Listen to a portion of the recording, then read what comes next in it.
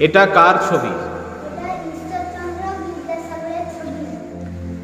ঈশ্বরচন্দ্র বিদ্যাসাগর কত সালে জন্মগ্রহণ করেন? 1820 সালে জন্মগ্রহণ করেন।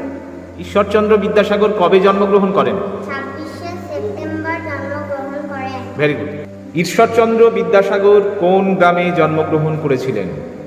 বীরসিংহ গ্রামে। ঈশ্বরচন্দ্র বিদ্যাসাগরের পিতার নাম কি? ঠাকুরদাস বন্দ্যোপাধ্যায়। ঈশ্বরচন্দ্র বিদ্যাসাগরের মায়ের নাম কি? ভগবতী দেবী।